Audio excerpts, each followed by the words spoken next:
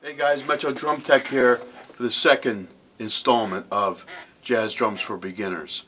And okay, so we have our ride beat. We got that down.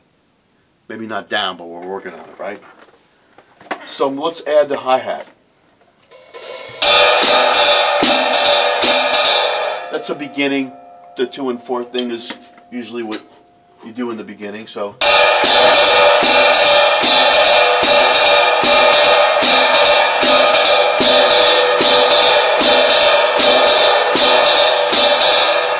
And then, let's add the bass drum.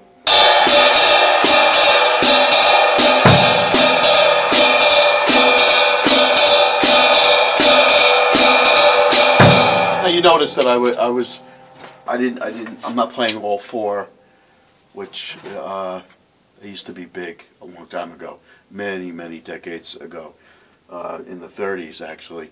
And when bebop came along, Kenny Clark was one of the 4 founders of bebop, and they used to call it dropping bombs. So it was like people started to do things like this.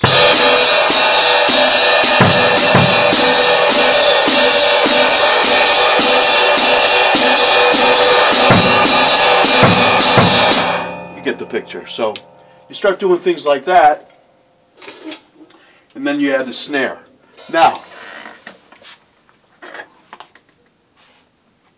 as far as jazz and being a beginner, the best advice I can give is to listen, to copy your favorite drummers, and I mean really like be a method actor. Copy them, and then you do your own thing. And even when, no matter how old you are, or a lot of times you do your own thing with it, you twist it around a little bit, and you're thinking, well, I wonder what they would think about it, right? And I'm getting this from great players. It's nothing that I've made up. The forefathers of our instrument have talked about this. You copy, I mean, you listen, you copy, and then you do your own thing with it. And it's all an evolution, drums. That's the best advice I can give, which is a lot of listening. And if you really fall in love with the music, a lot of stuff is going to come natural, like the left hand. So I talked about the last video about the 4/4 book, and I meant what we pretty much do is we turn 8th notes. If you're reading with the left hand, triplets are already syncopated, so we turn 8th notes into syncopated feel. So instead of going, we think, right?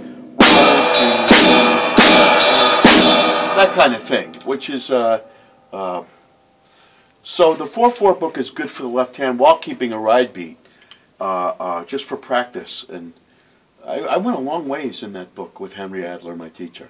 And but one of the when I was going through the book, one of the first things I ever heard, which opened me up, was an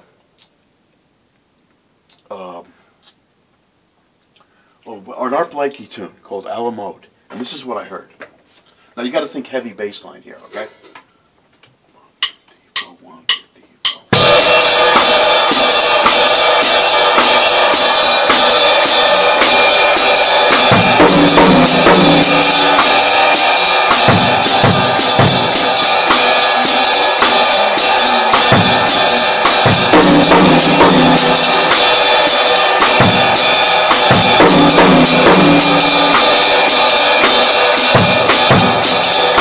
That kind of thing.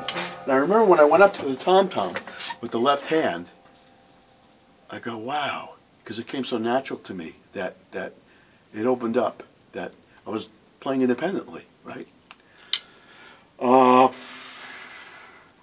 Kenny Clark was another guy I listened to, you know, a lot. Just that bop thing, and you know, it's really taste. You have to be careful. Always be aware of being a musician and being a drummer. Some guys like the 2 and 4. They don't like it if you play too much. And I'm talking about freelancing now. So some things just sound good.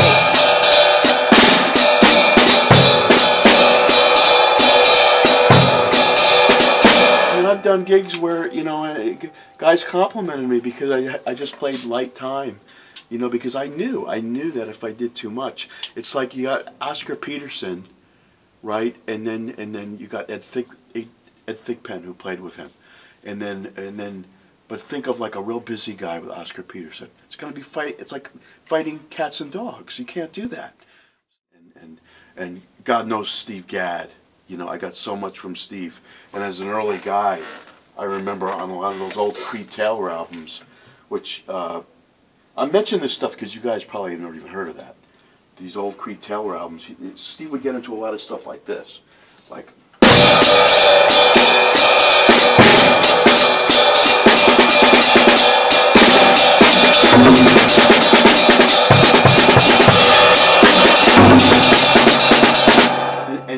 And so it's like the Tony Williams thing, but in a subtle way.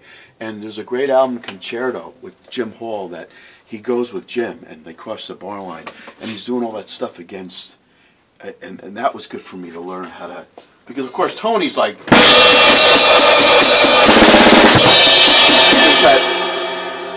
but subtle, and Steve would do that a lot. There was all that against that all four, so that's a nice thing to practice against, you know. But there's another story that I have. Milt Jackson, one of my heroes. I love Milt Jackson, the way he played, and you know, Milt played with Connie Kay. Modern Jazz Quartet is another great thing to listen to as a beginning jazz drummer, and you know, it's like Connie played such beautiful drums, and light, and anyway, a drummer who is with us, that very famous drummer, it was this kind of a thing. It was like the opening track. I'll never forget it. It was like, and then all of a sudden, make a long story short, Steve Gadd finished the rest of the album, and nothing bad, but Milt couldn't handle it. So you have to really gotta be careful. You know, a lot of guys, as far as playing out, you know, a lot of guys sometimes the better players you play with, the more you can do what you want. I remember I was on one gig and I did something like this.